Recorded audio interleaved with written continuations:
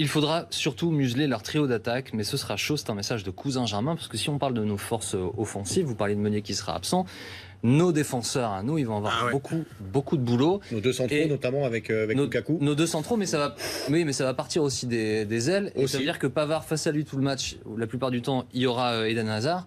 Et que pour Hernandez, en tout cas, il partira de là. Si la Belgique joue comme au dernier match, il y aura Kevin De Bruyne. Alors, ça va être quelque chose. Je suis d'accord avec toi. Tu as De Bruyne, tu as Hazard, ça part très vite. C'est des joueurs de très très grande qualité. Mais si on regarde la plupart des actions qui sont développées par la Belgique contre le Brésil, tu as ce point d'appui de fixation, vous l'appelez comme vous voulez.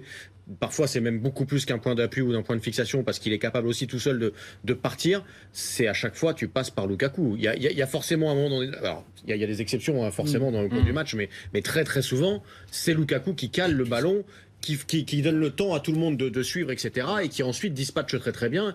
Et après, il fait son boulot, il repart, etc. Le Demolition Man. Ah ouais, non, c'est vraiment le joueur très très puissant qui est très très bon de la tête, qui est très costaud, qui garde très bien les ballons, comme a dit Pierre, mais aussi c'est un joueur rapide. Ouais. Et ça va permettre, mobile, hein. Et ça va permettre aux joueurs comme De Bruyne de venir en soutien.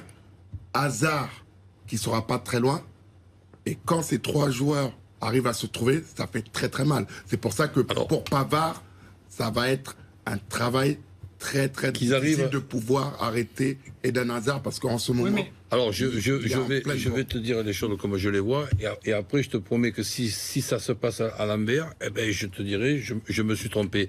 Là, ce trio belge, tu penses sincèrement qu'avec une équipe comme nous avons, à vocation défensive, je ne parle pas de notre gardien, Hernandez d'un côté, Pavard de l'autre, notre charnière centrale, Kanté devant, Matuidi et Pogba.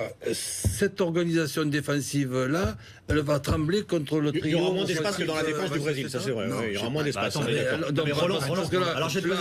fantôme de Fernandinho, nous ne l'avons pas avec Kanté. Et je pense, tu vois, comme mon chauvinisme est vraiment exagéré, je pense qu'on va poser, nous, offensivement, plus de problèmes à la Belgique que ceux qui vont nous poser. Mais Roland, si tu trembles pas face à ce trio-là, tu trembles face à qui alors? Parce que offensivement, là où je partage ton avis, c'est que la question que tu poses sur le boulot défensif que les défenseurs français vont avoir, les Belges ils se posent exactement les mêmes. C'est-à-dire ils ont Mbappé à gérer, t'as Dembélé, qui va peut-être pas être titulaire, t'as Griezmann, t'as Giroud qui est le fameux point de fixation aussi. Alors c'est vrai que le paradoxe il est intéressant, enfin le paradoxe, le parallèle est saisissant. Parce que Giroud et Lukaku jouent en première ligue, t'en as un qui est titulaire dans un gros club, Giroud vient de changer de club, il y a toujours ce désamour autour de Giroud alors qu'il a des stats qui sont dingues en équipe de France. Lukaku est déjà le meilleur buteur de l'histoire des Diables Rouges. Enfin, il y a tout ça qui se met. Mais si tu trembles pas face à ce trio offensif, voire quatuor, voire plus bande touche, parce que des fois on énumère aussi les remplaçants, on tremble face à qui alors? Mais non, Roland, il tremble pas. Mais justement, pourquoi tu veux que je tremble? Ça, c'est pas moi, je ne tremble pas forcément. Excusez-moi. Et ensuite, là, je vous pose une question.